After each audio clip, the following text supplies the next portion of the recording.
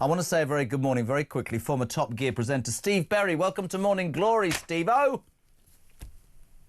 Morning, mate. I was at the Beeb for 10 years, and everything you've said this morning, I would echo. Really? Genuinely? They recruit lots of very clever but very liberal lefty lobbies from Oxbridge, and 25, 30 years down the road, they're running the show. So guess what happens? It's really interesting, actually, because we were talking just then to IDS about good programmes, Strictly, Traitors, Top Gear, to be fair, before you got rid of Clarkson and it all went wrong, not you. And actually, it is the news output. It is governed by this ideology. It isn't impartial. It is biased. And whether it's Davey or it goes higher, there's just scandal after scandal. We wanted to get you on this morning. I can't believe this. Motorist, Rachel Reeves or Richard III, I don't quite know where we've got a picture of Hugh Edwards, but there we go. Richard III, Rachel Reeves, has the budget, of course, coming up on November the 26th, and she's blatantly going to charge us all for many things just to line her own pockets. Is this story true? Motorists are to be taxed for driving in France under Reeves's pay-per-mile plan. Steve Berry, tell me this isn't true.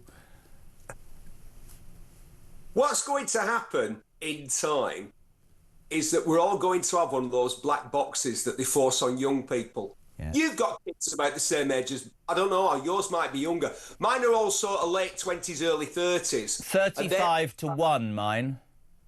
Yeah, they've had to have this black box in the car. Well, we're the same age. They've had to have this black box in the car that spies on them all the time so they can get a reasonable insurance premium. Wow. That's what the insurance companies want. That's what DVLA want. That's what the government wants. They want us all to have a box in the car which tells them where we've been and when we've been, and they want to send us a bill at the end of the month. And that's what's going to happen. But the last thing, mate, the last thing they want to do is admit that, because we are going to hate it. But that's the way it's got to be, because collecting the revenue on petrol and diesel was absolutely one of the best things they ever thought of. Because like alcohol and tobacco, you pay before you use the thing. Mm-hmm. You pay when you buy a 20 snouts. You pay when you buy a pint of bitter. You pay when you buy a litre of diesel or petrol before you use it.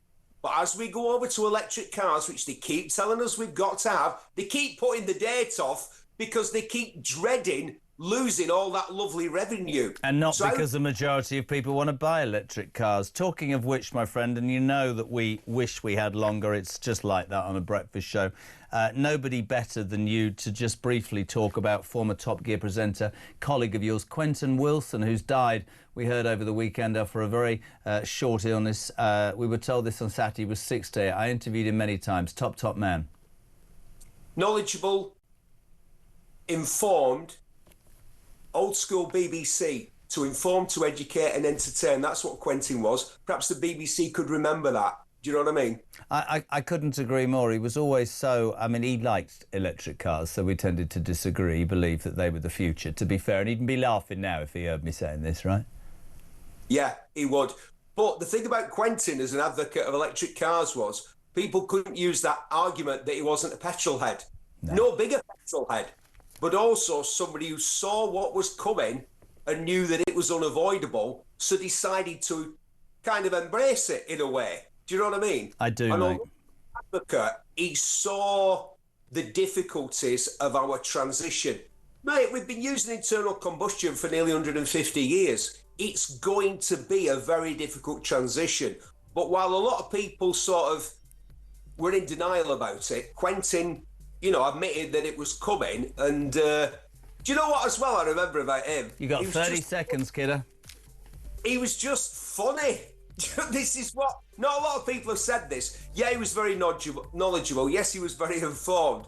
But he was one of the funniest people I've ever worked with. I always thought with Quentin he would laugh at himself. Steve Berry, former Top Gear presenter on the BBC. Thank you very much.